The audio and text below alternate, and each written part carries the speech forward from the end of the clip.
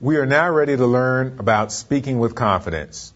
You may have been introduced before the presentation starts. It is appropriate to provide the person introducing you a write-up on what you want them to say. Shorter is better than longer here.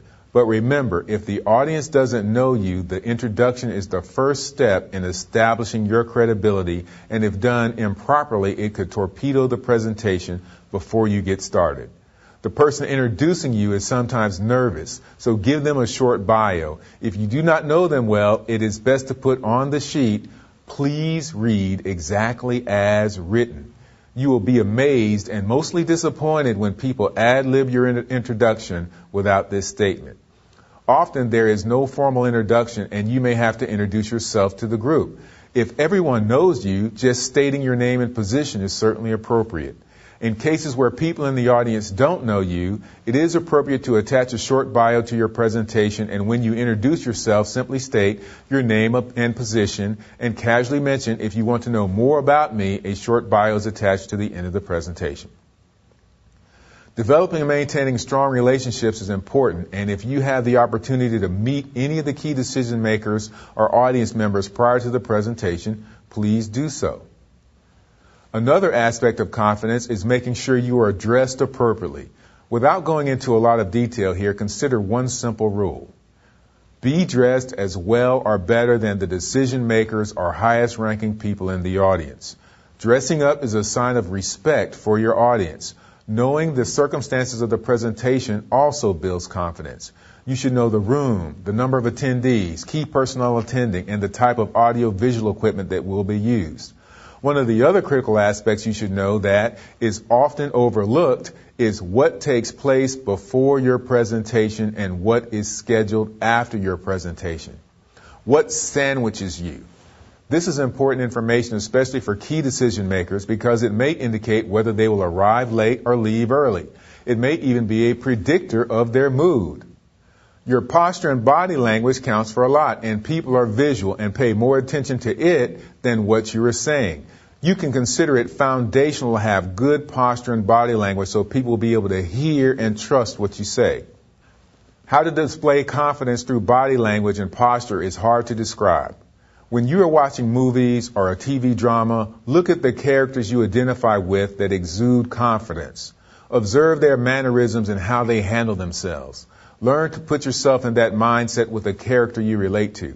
If you doubt the importance of body language, consider this. I was conducting a training class for a major company. It was a class filled with their up-and-coming high performers. There was also a human resource person in the room who was secretly observing the high performers to identify which ones had executive presence. They were all capable and smart. She was looking for all the body language attributes that invoke the confidence for executive presence. As children, we're taught to apologize when something goes wrong. In general, this is not true when it comes to presentations. For example, if you have a cold and your voice is froggy, don't apologize. There's a strong likelihood that a good portion of the audience may not know you have a cold, and those that do will simply state that the presenter has a cold. When you apologize for it, you draw attention to it, and the audience will then focus on it. Something else never to say is, "I am sorry, there won't be enough time to cover all of the material." Once again, the audience may not know you didn't cover all the material, and if they know, they essentially already knew. The apology sets a negative tone for the presentation and has the opposite effect of its intention.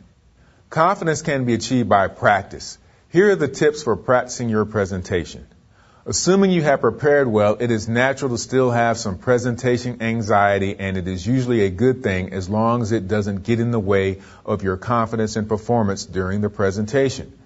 You get over presentation jitters by practice. Let me put practice into perspective for you. When you see a professional speaker that is polished and comfortable giving their presentation, keep in mind they typically practice 40 hours for every hour in the presentation. They should be polished. Not only that, they often give the same presentation dozens to hundreds of times. You probably don't have 40 hours to practice for a 1-hour presentation, but you should have 3 or 4. The number of hours isn't important. What you want to do is practice until you feel confident. Practice by yourself at first and don't get hung up on mistakes. Meaning, if you make a mistake while practicing, Keep going, because in the real world we make mistakes, and a key part of practicing is to practice recovering from mistakes, be they skip points, mispronounced words, etc. After you practice by yourself, then practice with one or more friendly observers. Set ground rules for your observers. Once again, the observers shouldn't stop you if you make a mistake, but make notes and give you feedback once the entire presentation is done. Once you have practiced verbally a few times, you can also practice visually. By visually, I mean going through the presentation in your mind, slide by slide, visualizing what you're going to say and how you want the audience to perceive you during the presentation.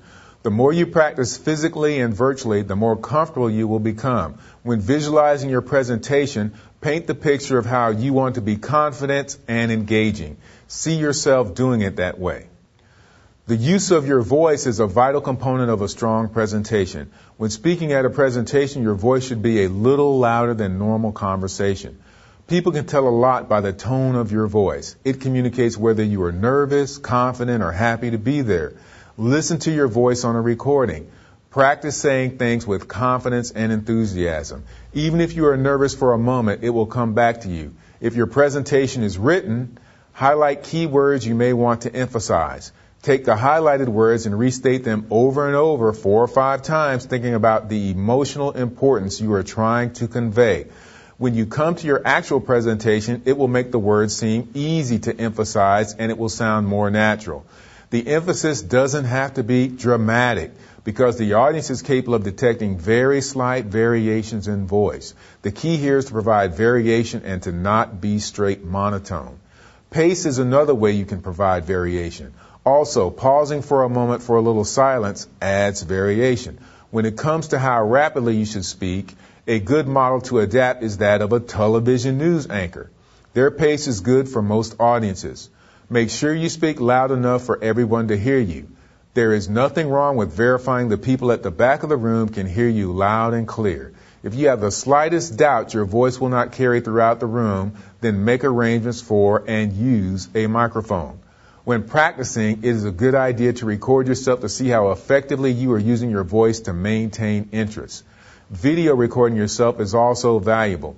Watch the video with the audio off. Note your bad behaviors and work on eliminating them.